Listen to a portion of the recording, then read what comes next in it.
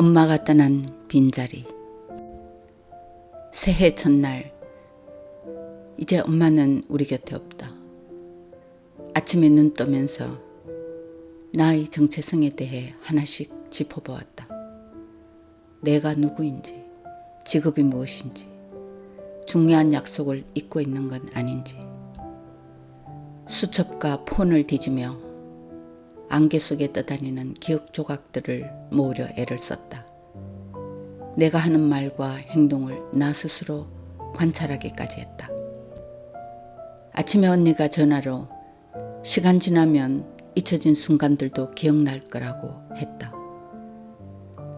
올케에게 전화를 걸었다. 그동안 엄마가 목욕탕 갈 때마다 등 밀어준 매점 아줌마, 문상 왔던 올케 친정 식구와 동네 사람들에게 선물이나 식사 대접을 하라고 비용을 보냈다. 내일은 장사 지내고 3일째 되는 날, 마트에서 사무제에 쓸 과일과 건어물을 샀다. 그런데 나는 아직 엄마가 세상 뜬 게 믿겨지지 않았다. 어제까지의 기억들이 완전히 지워져서. 사무제 지내는 날 엄마를 추모하는 위령미사에 참석했다. 그동안 엄마와 함께 해온 노인들이 성당 앞줄에 나란히 줄지어 앉아있는 모습이 눈에 들어왔다.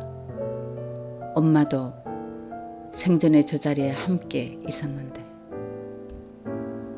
그 노인들에게 다가가 손이라도 잡고 싶었다. 가슴 아프게 엄마가 그리웠다. 미사가 끝난 뒤 할머니 몇 분이 내게 다가왔다. 바울리나 딸 맞지?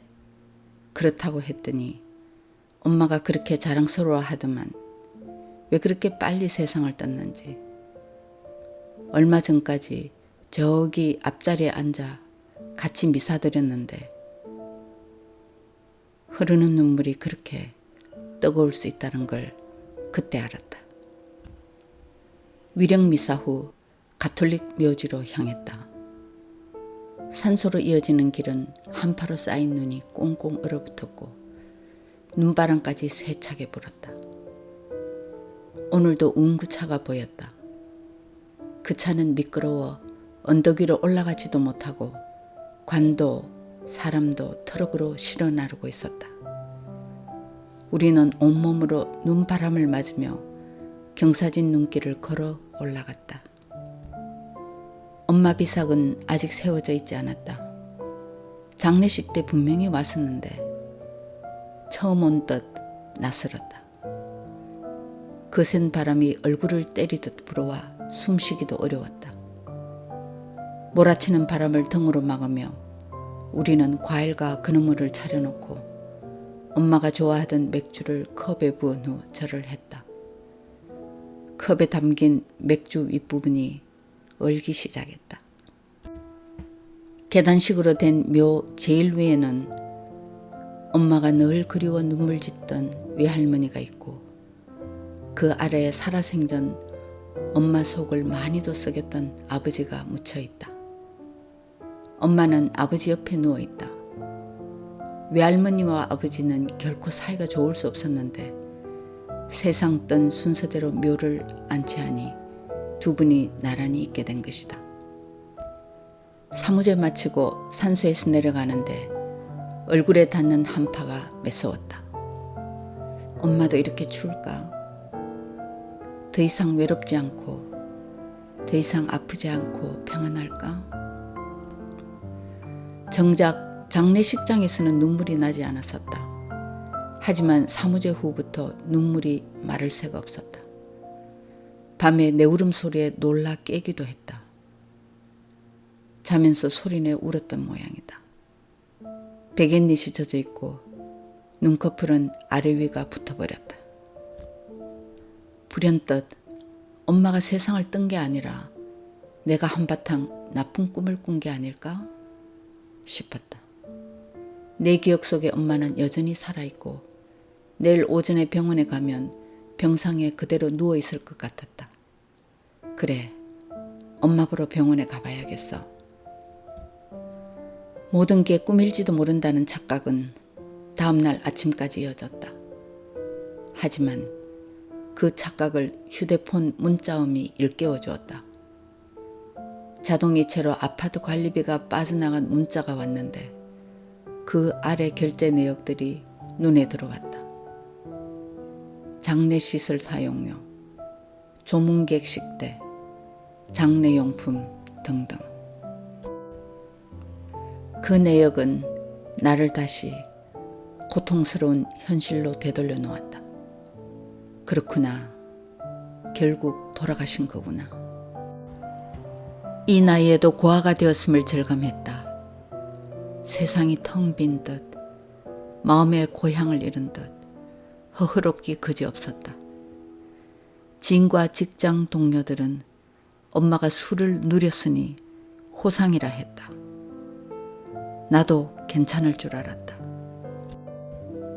하지만 막상 당하고 보니 부모상에 호상이 있을 수 없다는 것을 가슴 저리게 깨달았다. 엄마의 죽음은 일생에서 돌이킬 수 없는 일이 되어버렸다. 다시는 볼 수 없는 영원한 이별이기에 슬픔은 깊고 깊었다. 만약 엄마가 살아있다면 과거에 서운하게 마음 아프게 했던 일을 진심으로 사죄하고 싶었다.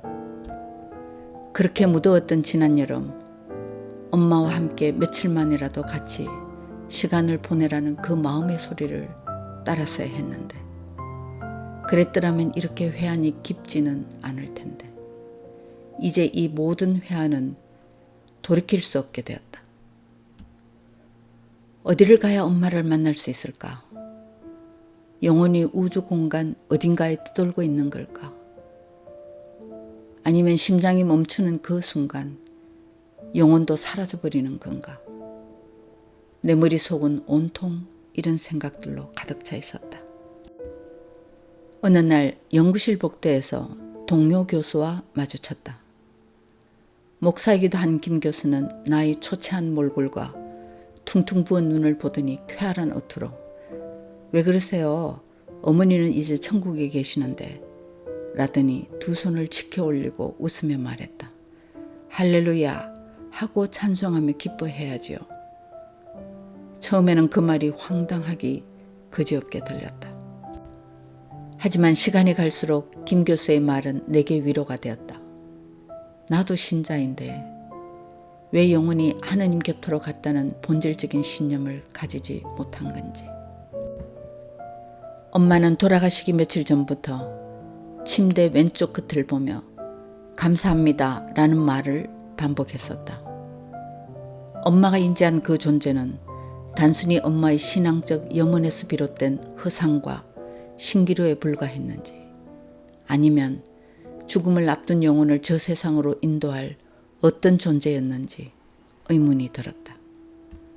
하지만 그 며칠 동안 엄마의 행동은 일관되게 나타났고, 마지막 숨을 거둔 후 엄마 얼굴에 깃든 초월적인 평화로움과 빛이 날 정도로 밝았던 표정은 나에게 확신을 주는 무언가가 있었다. 적어도 그 존재는 단순히 허상과 신기루는 아닐 것이라는. 내가 가진 또 하나의 의문은 장례식 때 산소에서 의식을 잃은 것도 아닌데 어느 한순간 나를 완전히 망각할 정도로 기억을 상실했다는 것이다. 의사인 조카는 시민성 기억상실이라 진단했다. 그의 의학적 설명에도 불구하고 나는 의식은 있는데 자기 정체성이 동반되지 않았던 동안 내 정신이 어디에 있었는지 궁금했다. 그에 대해 알고 싶기도 했고, 또 내게 몰입할 그 무언가가 필요했다. 그래서 많은 책을 섭렵하기 시작했다.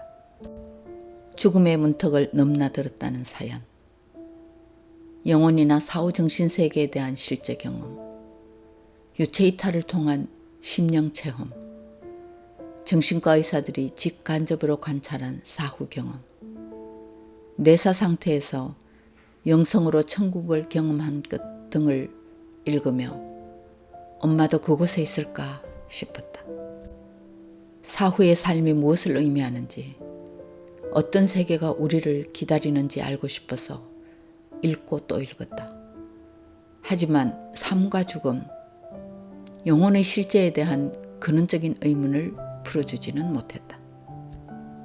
그것은 본질적으로 신의 영역이므로 이성이나 지적 문제로 이해될 수 있는 것이 아니었다.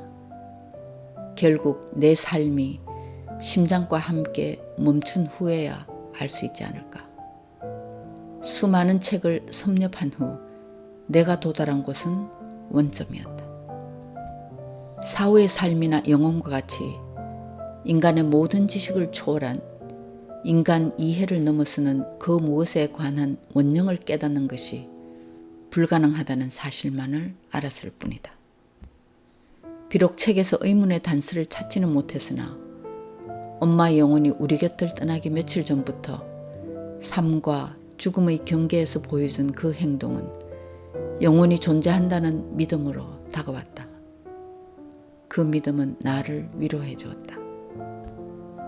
1월 첫 주말, 이렇게 한파로 땅이 얼어붙는 날이면 엄마 생각에 가슴이 시리다. 땅속에 묻힌 엄마 육신은 괜찮겠지? 겨울에는 동물도 땅속에서 동면하지 않는가? 거리에 노인들이 예사로 보이지 않았다. 버스 정류장에서 노인들을 보면 가슴 아프게 엄마가 그리웠다. 길거리에서 한쪽 다리를 절며 걸어가는 할머니가 보이면 잠깐 동안 엄만가 싶은 마음이 들다가 현실을 직시할 때는 가슴이 저렸다. 운전 중에 엄마를 부르면 마치 옆 좌석에 앉아 있는 것 같은 느낌이 들 때가 있었다. 살아 계실 때 말 한마디라도 따뜻하게 건넬 걸. 마치 벌 받는 것처럼 엄마의 심장이 멈춘 후에야 비로소 깨닫고 돌이킬 수 없는 회한에 젖는다. 엄마의 말년은 귀가 어두워 더 고독했다. 전화해도 벨 소리를 듣지 못했고 어쩌다 통화가 되면 가뭄의 단비처럼 그렇게 반가워할 수가 없었다. 별다른 용건이 있는 것도 살갑게 말하는 것도 아니건만 전화해줘서 고맙대 라는 말을 잊지 않았다. 엄마의 적적한 목소리에 외로움이 묻어났지만 대수롭지 않게 여겼다. 그렇게 무심했던 마음이 엄마가 떠난 빈자리에 가시처럼 걸려있다. 엄마에게 의미 있는 순간은 사소한 것이었다. 그냥 자식들과 함께 밥 먹고 웃으며 외로움을 달랠 수 있는 그런 순간을 원했다. 엄마의 적막한 외로움을 헤아리지 못한 걸 이제 와서 깨달은들 무슨 소용이 있을까?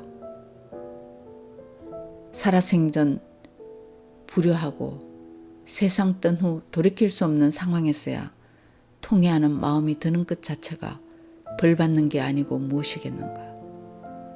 나는 엄마를 잃기 전까지 그 소중함을 알지 못한 채 지나쳤다. 엄마가 세상 뜬 지 49일째 되는 날, 형제들과 군이 묘지에 갔다. 지난 사무제처럼 바람이 많이 불었다. 뺨으로 불어오는 차가운 바람을 맞으며 차례로 절을 했다. 이번에는 엄마 묘 앞에 바올리나라고 새겨진 비석이 있었다. 아버지와 외할머니 비석에 음각된 금정색 글씨는 세월의 빛이 바랬으나 엄마의 비석은 금정색이 살아있는 듯 선명해서 대조를 이루었다. 돌아가셨구나. 새삼 아프게 다가왔다. 엄마에게 꽃피는 봄에 다시 오겠다고 인사하고 돌아왔다. 다음 날 저녁 아들과 오순절 미사에 갔다. 전에는 성당에 가면 무조건 뒷자리에 앉았는데 오늘은 엄마가 늘 앉았던 그 앞자리로 갔다. 영혼이 성당에 와 있다면 평소 앉던 자리에 머무를 것 같아서. 신부님이 바올리나를 언급할 때는 마치 엄마가 그 소리를 듣고 있는 것처럼 느껴졌다. 신앙과 엄마를 따로 떼어놓고 이야기할 수 없는 것처럼 성당에만 가면 엄마가 그리웠다.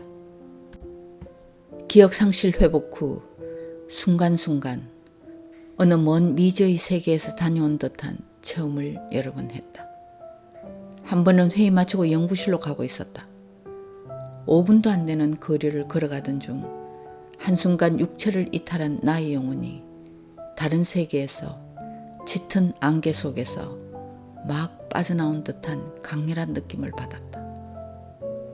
마치 현실 너머 또 다른 시간적 차원 속에 있는 어떤 세계와 연결되어 있는 것 같았다.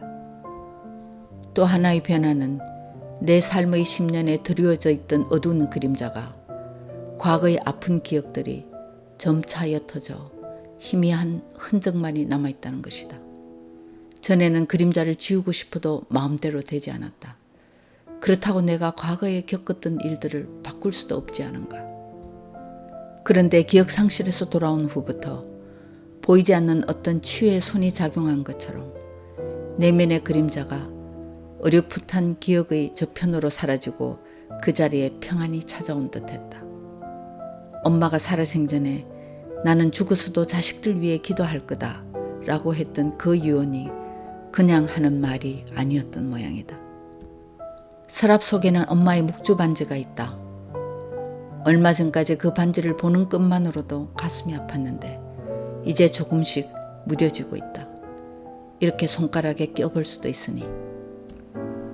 엄마는 평생 이 묵주 반지를 끼고 마디가 닳도록 자식들 위해 기도했고 세상 뜨는 그 순간까지 손가락에 끼고 있었다. 그래서 내게 의미 있는 유품이다. 오늘 밤 묵주 반지를 끼고 잠자리에 든다. 꿈에서라도 엄마를 한번 만나기를 소망하며.